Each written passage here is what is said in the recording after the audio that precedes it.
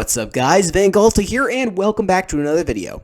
Okay, so I never really planned on making a YouTube video on this TV show, yet here we are. But even though this show has been out for a little bit, it definitely deserves my attention. And yours, as I hope to prove in this video. So yes, the rumors are true. In this video, I will be reviewing the Amazon TV show Reacher based on the Jack Reacher books by author Lee Child. I'm not going to waste a lot of time in the intro on this one, so I would just like to say that if you enjoy the video, a like and a comment would be greatly appreciated, and smash that subscribe button if you would like to see more content like this video. So, to start off, Reacher is an amazing show, and that's all for today, folks. I remain VanGalta, and I'll see you in the next video. I know it would be easy to write Reacher off as just another generic action TV show. And while it does have a lot of kick-butt action, at its core, the show is a mystery thriller. So before you take a look at Alan Ritchson and say, big man equals mindless violence, I'm gonna stop you right there. Reacher, just like the protagonist, Jack Reacher, is way more than it seems. Also, I know this review is somewhat late, but better late than never, I always say.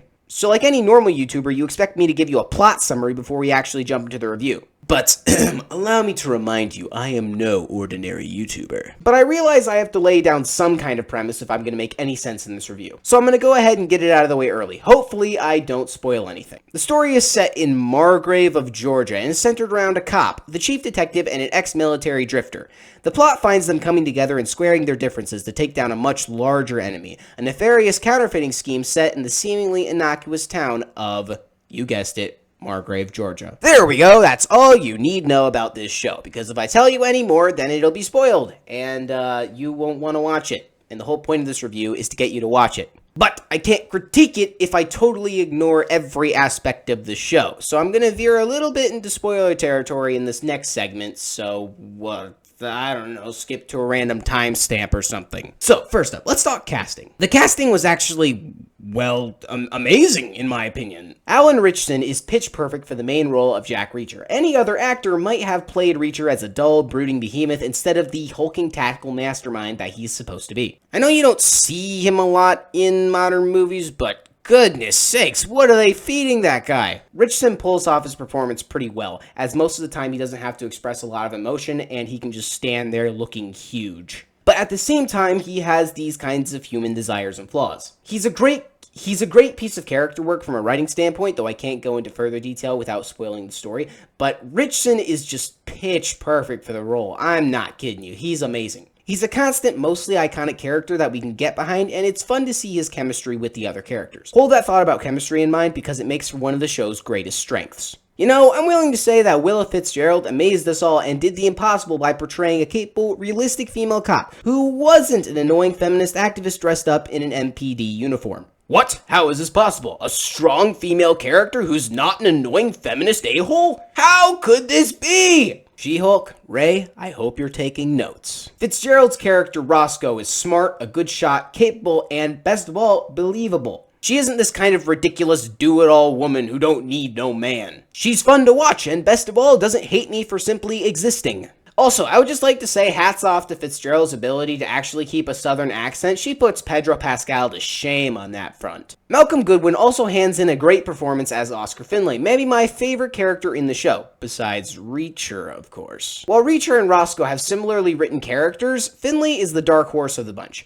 He doesn't swear, he's short, and he's constantly in an environment that doesn't favor him. I mean, Reacher's really strong, and he's really smart, and Roscoe's hot, but Finlay is the underdog. Putting this kind of short underdog character next to Alan Ritchson as Jack Reacher really creates a nice dynamic between the two, especially in the differences between how their characters are written. Reacher, Roscoe, and Finlay all blend beautifully as the series' core trio. They're united by a common goal, to do what's right. You taking notes yet, writers? These three characters have a common motivation. While at its core, it's a very simple motivation, it's still a motivation. And since they share this motivation, it drives them together. And while these characters are written to a role to an extent, they're still written differently enough to have a unique chemistry together. Truly, the best parts of this show are when Reacher and Finlay are alone in a car and they're just talking. Literally just talking. The character dynamics would sell this story on their own, but it gets better than that. The villains are also a well-chosen bunch. Chris Webster as KJ especially deserves an award for his work in the show. Seriously, bro, if we need another guy to play the Joker, it's gotta be Chris Webster. He's cynical, psychotic, and just enough under the radar to make you not suspect him. He's also creepy as all heck. I mean, come on.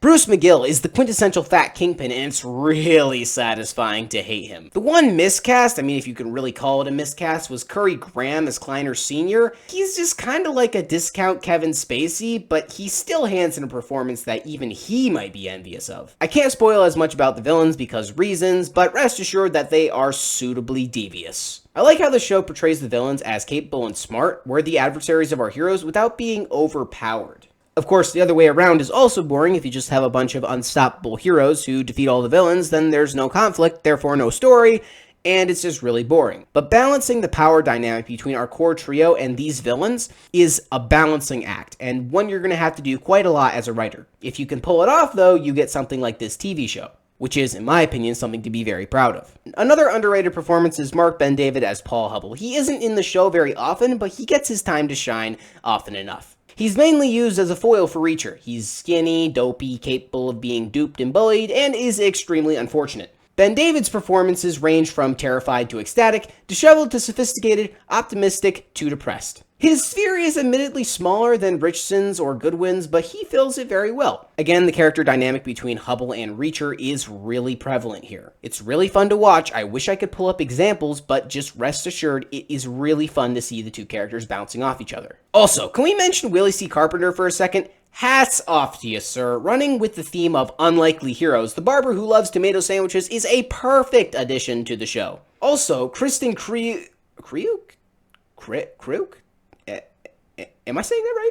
Anyway, the actress who plays Hubble's wife, her ability to keep up a southern accent is, just as well as Fitzgerald's, very satisfying. I've been roughing my way through The Last of Us, and one of the most annoying things about that show is Pedro Pascal's inability to keep up a sufficient western accent. Like, come on, man! Joel's from Texas. He's gonna have that accent 24/7, 365. Good grief, I have no idea why I'm satisfied with this man's performance in the least. Okay, mini rant over. She also looks like an anime waifu if you look close enough. Please, Your Honor, I'm not a weeb, I swear. Good grief, I'm gonna start praising the child actors if this goes on any longer, so let's just move on. The writing is impeccable. I'd love to break down the story bit by bit and really explain what makes everything good, but that would naturally spoil it. As it is, I can find no holes in the narrative structure or plotting. If you really want my honest opinion, I can nitpick 2 fight scenes in which I think the choreography was a little bit wonky, and because of that, it would have altered the course of the show. But other than that, I really find nothing. The plot is ultimately simple, but anything but predictable. It's a proper mystery thriller with a fair bit of action. Just to clear up any confusion about the genre, this is not an action TV show. It does have a good bit of action, but it is definitely 100% up and down a mystery, and secondarily, a thriller. And, of course, I'd be remiss to record this review without mentioning the tone. The tone is unashamedly dark and gritty. It's a little lighter on the violence front, but Reacher doesn't shy away from graphic depictions of gore and torture. It also isn't a stranger to heartwarming scenes that remind us of better, more innocent times. The most important distinction here is that the scenes don't mix. Here's where I break out the writing lesson, folks. There's really only one way to create tone, and that tone is set by, can you guess it? That's right, it's set by, ta-da, the setting. Tone is set by the setting and, more accurately, what happens in the setting. What really breaks tone for a lot of people is that writers will show you one thing, and then they'll show you another thing that contradicts the thing they just showed you. If your story is going to be dark in the beginning, you probably want to show a scene of a murder or something. Of course, that's not to say that every scene thereafter must be sufficiently dark and gritty. It just has to do nothing to contradict the standard you've set for yourself. As far as humor is concerned, the show has a kind of deadpan wit mainly found in its protagonist. There are no traditional funnies in this TV show that I can think of, and that's probably a good thing. There's no dumb humor like what we find in the MCU, as it's a show that takes itself seriously when it needs to, and it needs to take itself seriously 24/7, 365. It doesn't really have conventional humor, although there were parts that made me laugh. You see, if Amazon would have caved under the pressure and made a few just dumb jokes to be thrown into every episode, then the tone would be completely spoiled. The show starts off with a premise, and that premise is, well, dark. To add a bunch of frivolous, lighthearted nonsense would totally wreck the point of the story. Most of the quote-unquote humor is exchanged for wit and gravity, and it's a welcome change from the ridiculous constant comic relief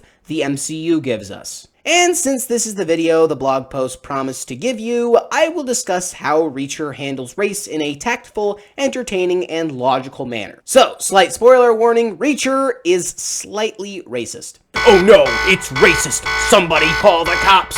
No, seriously, this show is legit. How to handle race in the best possible way in entertainment. So, slight spoiler warning, a few cops in the Margrave Police Department are a little bit racist against Finley, who is a black guy. Now, normally, most of you would raise your pitchforks and cry, heresy, but just hear me out, okay? Hear me out. Finley comes from Boston, which is, of course, up north, and now he's down in Georgia, which is down south. I think you know where I'm going with this. The show is, I think, set 20 years before our present day, and Margrave is as Georgia as it gets, and Georgia is as southern as it gets. So, naturally, you're going to have some white folks who are not going to be as friendly to the black folks. And while a few characters in the show are racist towards Finley, it actually enhances the narrative. A lesser show would have portrayed Finley as this kind of persecuted, oppressed guy who has no answer for his affliction and torment, and every single white person in the show is a terrible idiot who needs to serve him and blah, blah, blah, blah, blah, blah. Listen, I'm not really that well schooled in the high church of leftism. I went to school at a time when we didn't teach CRT in our classrooms.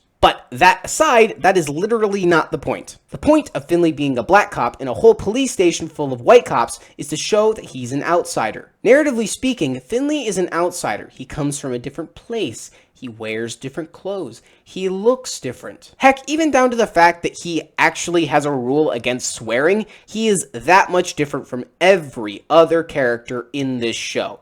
And him being black is only a personification of that. I'm not going to say that Reacher is a hyper-realistic TV show because, of course, it's not. But it's certainly more realistic than a certain contemporary realistic fiction animated mystery show that shall not be named. But the way it handles race is actually tactful and realistic. Yes, there are some a-holes out there who will get mad because your skin is darker than theirs. And in some places, there are higher concentrations of these people because history. But for the most part, no one cares what the color of your skin is because it's America, the land of equal opportunity. Of course, the color of your skin is as the color of your skin does, and it is no different in this TV show. Of course, it's there, but it does not dictate the content of your character. And that's why Reacher is such a great show when it comes to characters like Finley and the barber guy. To sum everything up, the show is a solid 9 out of 10 if you want my opinion. And of course you want my opinion because you're watching this video. It delivers much more than it promises us, and it's free with Amazon Prime. Definitely worth a watch. Listen guys, I had a ton of fun with this show, my brother had a ton of fun with this show, I believe you will have a ton of fun with this show if you'll just give it a watch. So if you like Tom Clancy's Jack Ryan and The Terminal List, then I suggest you catch up on Reacher. But anyway guys, that's it for the video. I hope you enjoyed, and if you did, please drop a like and a comment and share it, I guess. It means a lot to me. I think that's what YouTubers are supposed to tell their viewers, right? And smash that subscribe button if you like what you see, and if you like to see more of what you like to see. But in any case, I remain Van Galta, and I'll see you in the next video.